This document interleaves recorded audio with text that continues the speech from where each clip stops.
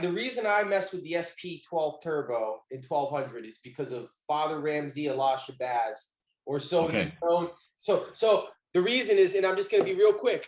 My dad already had an MPC 60 in our studio, and that wasn't mine. That belonged like to the studio. You know what I mean? And all these other guys that were paying my dad at least a little bit of money to come in, and others, they were working on spec. That was like the studio machine. So when I had a chance on Friday nights after being in school all week, I'm with my mom, they're divorced. I come home on a Friday and I would cram in as much as I could during the very limited hours that somebody else wasn't in the studio. The reason the SP-1200s are so important to me is because there was a time when either our machine was getting borrowed by Ramsey or whatever happened. Ramsey in the early, like 90 or 91 left a blue SP-12 Turbo with a 5 1/4, 5.5 inch disc, those big discs. The disc drive wasn't there, but it was the one that worked with the disc drive, the SP-12 Turbo. It had like, I apologize. No, it was an SP-12. So it was like no 5 seconds. It was like 2.5 seconds, right? So what I would do. Did it have the big floppy or the 2.5?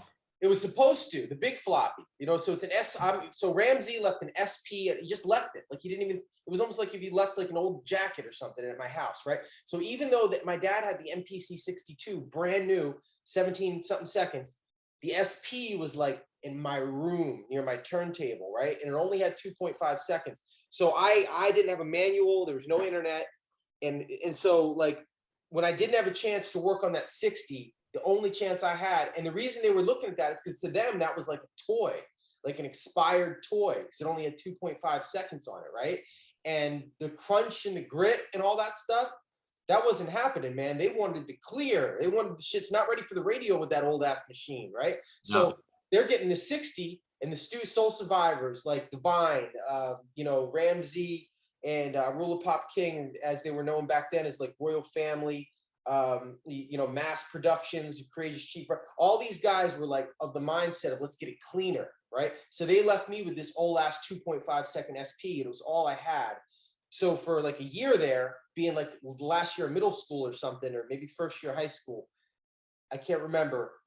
I sit in my room a lot, and I was like speeding records real fast to just get little snippets on the 12, right? So that's why it's so important to me, because it's the first one like actually had like I don't want to say ownership because it wasn't mine, but I was able to practice it whenever I wanted to. And I get it. Listen, dude, you had to turn off the machine, cut it back on, and it would still have the sounds in it, right? But there were, unless you had the disc, there was no going, man. So that's why over the MPC 60 that I learned first, technically, that's why I prefer the 12, because it was kind of like Shawn's thing. I was allowed to have it. Like Big Brother Ramsey left me this, you know, kind of thing. And then one day he took it away. Not in a mean way, man. It was like he didn't probably remember he had it there. One day, no warning. You know what I mean? It was like gunk, gunk, gunk, gunk, gunk. You know, it was the middle of the winter. It was freezing cold, and these cats used to put Halls in their tea, right? And they'd be like, "You're supposed to put a Halls in it." It would be everybody's freezing cold, is sick. He'd be like, "All right, we came back for the SP." And he's come in my room with the winter jackets, leave out my room, and it was gone for my life until like after I met you when I rebought one. You know what I mean? Damn, yeah. That's kind of my SP story, man. And then between then, I had the 62, eventually the 2000 XL, and then I tried all that stuff like Reason and all the different computer programs, and eventually I was just like, "Fuck this, man! I need a 60 or I need an SP."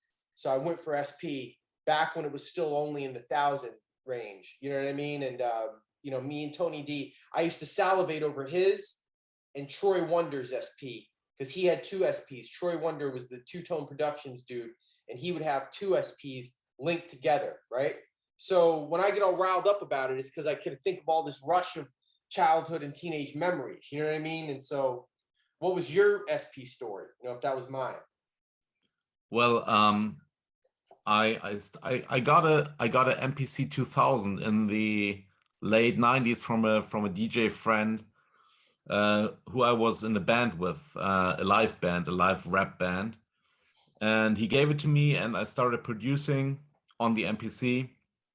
And later he took it away because he wanted to sell it and I couldn't afford. And then in the very, I believe it was the very early no, it was something in the 2000s. I bought another MPC 2000, and between that, I worked on the computer. I made beats on the computer, and I got another MPC, and then I met you. Like I believe it was '03 when I reached out to you. It was the Waiting for a Ghost time, Mm, it's a little later and than that. then Yeah, ghost time. yeah, and then for some reason I sold the MPC again, or I sold it, and later, like in 2011, or was it 12? I don't know. We started talking about the SP-1200, I and remember it was like 2010 when I repurchased my oh yeah, maybe, 12 yeah, turbo for the first time, and I started doing like little videos just with the turbos before I was able yeah, to get another 1200 at that yeah, time. I remember you were like, "Oh, I love those sounds. I wish I had someday such a machine." You use that, you yeah. know what I mean, in the language, but yeah, you were psyched about it. And I remember as soon as you got it, though, you kind of took off because you were already a good producer at that time.